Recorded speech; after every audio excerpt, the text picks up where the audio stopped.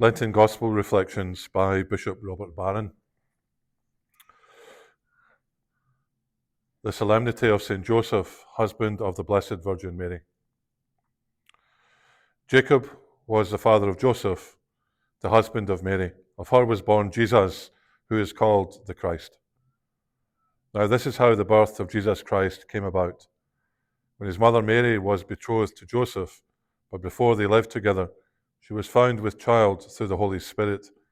Joseph, her husband, since he was a righteous man, yet unwilling to expose her to shame, decided to divorce her quietly.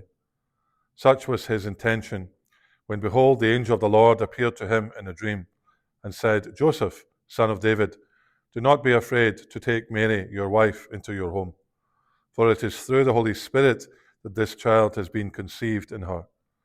She will bear a son, and you are to name him Jesus, because he will save his people from their sins.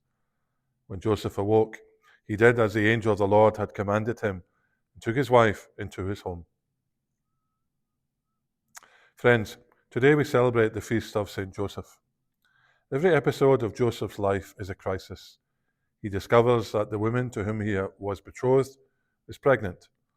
He resolved to divorce her quietly, but then the angel of the Lord appeared in a dream and explained the anomalous pregnancy.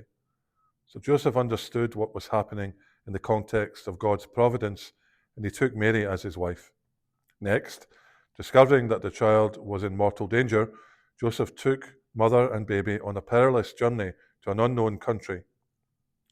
Anyone who has ever been forced to move to a new city knows the anxiety that Joseph must have felt.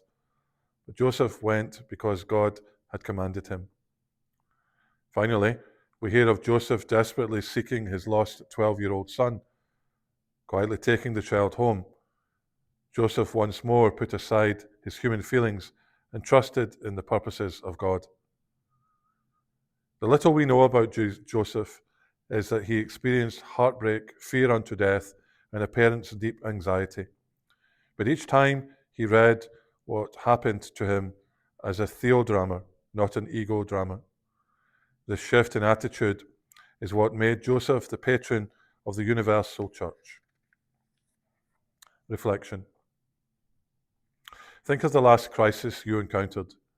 Did you handle it as part of a theodrama, that is to say, God's plan and purposes, or as part of an ego drama, that is, your own plans and purposes? Reflect on the differences between these two perspectives and how each one shapes your attitude and behavior.